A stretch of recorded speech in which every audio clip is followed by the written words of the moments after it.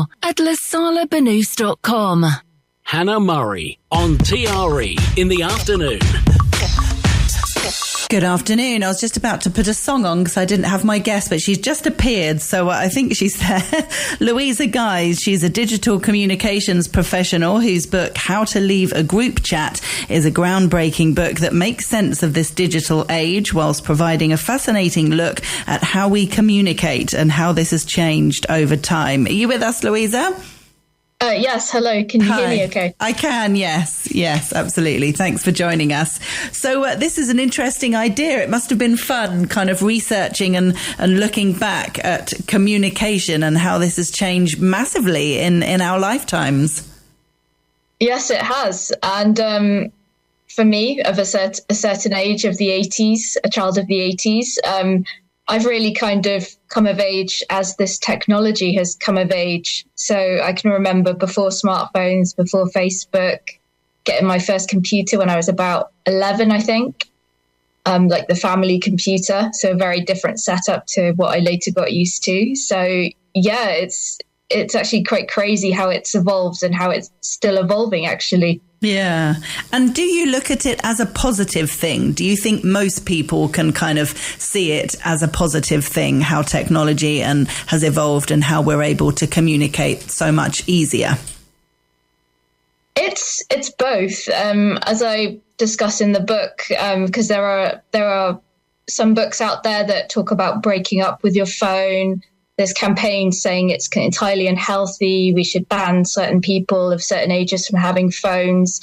My take is more balance, because if you can actually start, because I think we've just kind of launched into it without a proper understanding of why we communicate the way we do, how it works, how other people really are with it.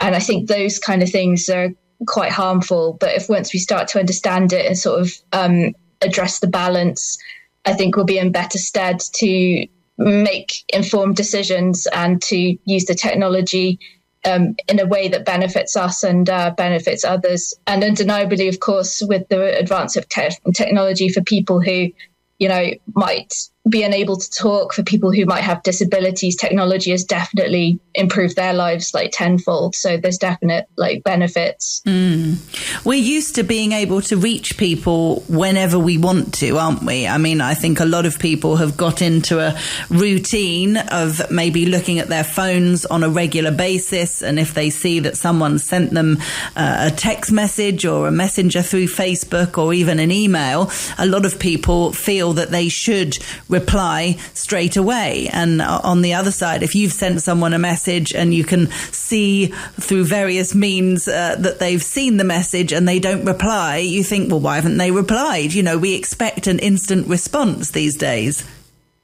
Well, yeah, and this is part of the problem. We've grown so accustomed to what we kind of can do. We sort of expect it as what we should do, and they're two very different things. I mean, for example, going on holiday used to be just you and your, immediate people, whether that's your partner, significant other, family, grandparents. It was just you and the immediate people. And now people are messaging, letting everyone know they're going the day before. They're messaging everyone, I'm at the airport. They're messaging everyone, maybe even from the air, I've just arrived.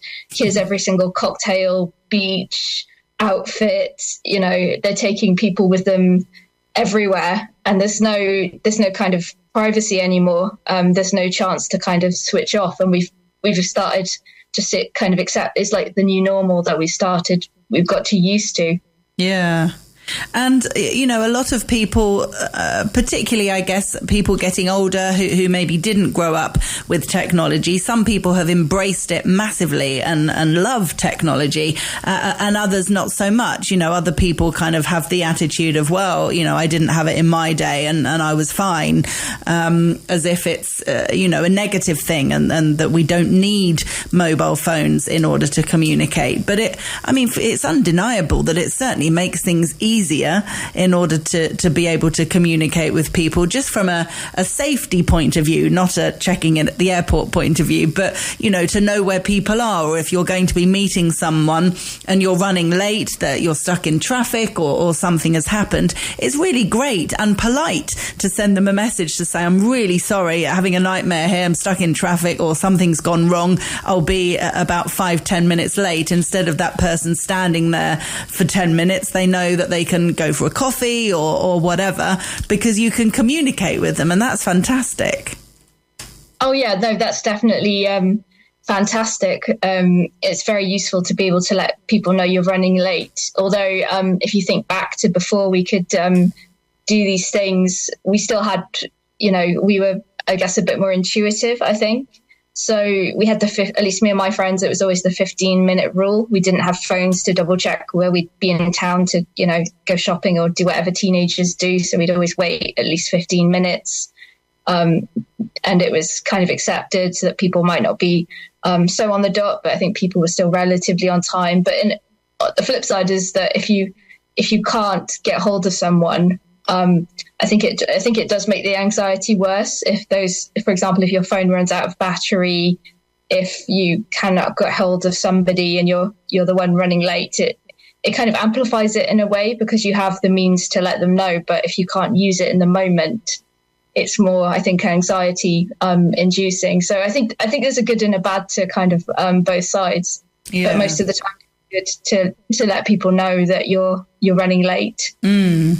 So this idea of group chats, these are mainly on WhatsApp. Explain the title of your book and where the inspiration comes from. So the inspiration from the book came from experience. So during the pandemic, of course, WhatsApp was my whole life. That was where I was communicating with everybody, because I couldn't see anyone in person.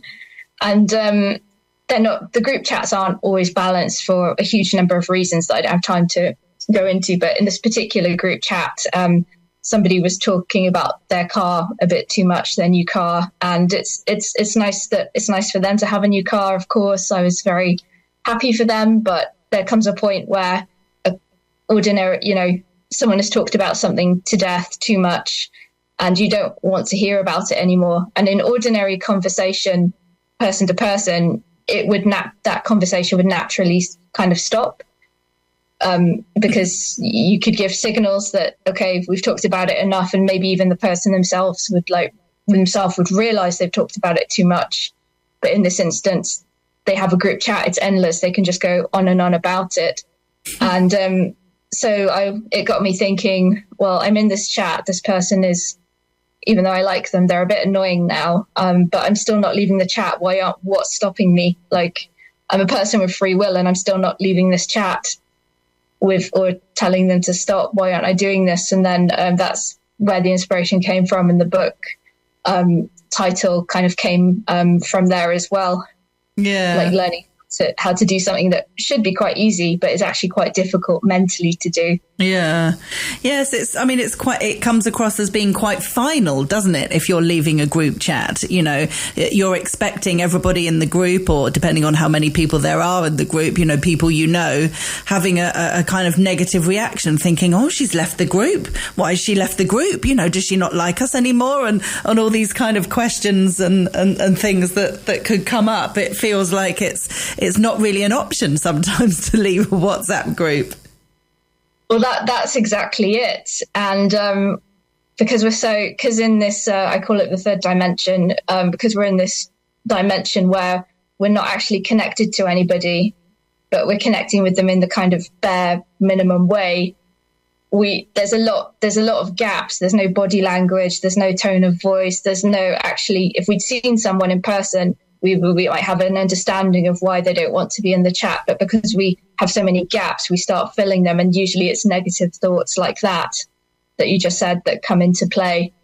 And then on the flip side, because of that, everyone's then worrying what everyone else thinks if they do actually take that action to leave the group chat. So did you leave?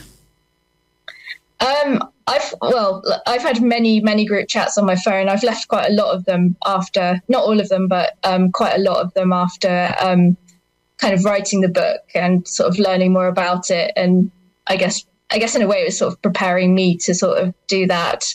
And, it's nothing personal to anyone at all who was in those chats. It was just this particular chat isn't working for me right now, but I'd still love to catch up for a coffee, and it doesn't change friendships or anything like that. So do you give a reason then before you leave? Yes, I've just similarly to what I've just said, just to say that the chat, I'm going to leave the chat. It doesn't mean that I don't want to talk to anybody. It's just this particular, it's the chat that's not working rather than anything else. So please don't take it personally and then leave. And it wasn't easy. It was not easy to do. No. It takes quite a bit of And what reaction did you get?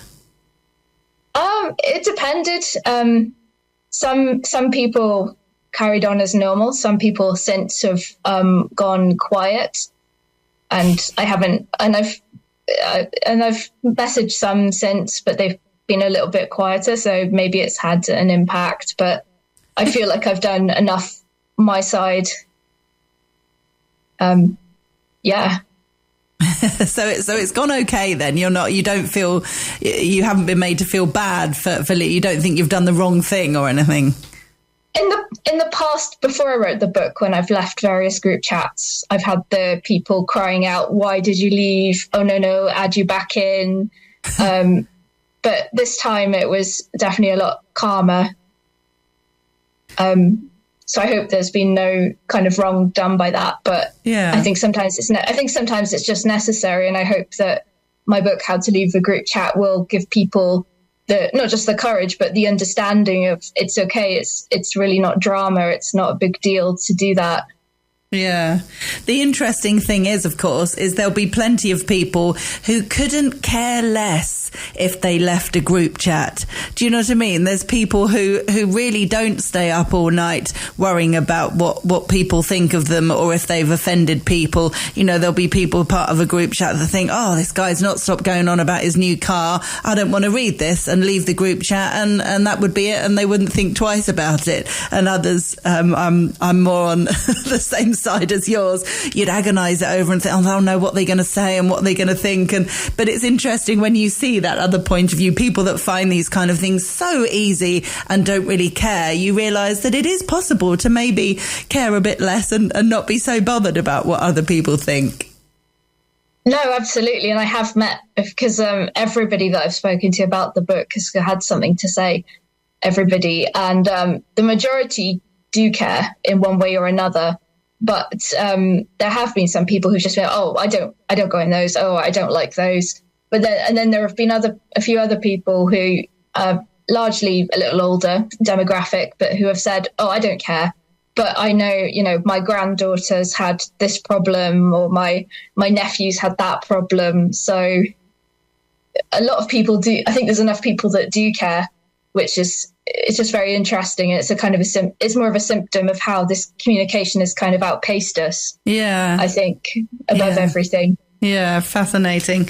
Well, if people want to get a copy of the book, if they want some inspiration on how to leave a group chat, that's what the book is called, and it's by Louisa Guise, who we've been chatting with today. Louisa, thanks so much for joining us. Thank you so much. It's available at most UK bookshops, quite a few online ones, and Amazon's got it on sale already. So perfect. And we've got it up on our website as well in our bookshop section, so listeners can get it from there. Thank you so much for having me. Okay, thanks, Louisa. Bye-bye.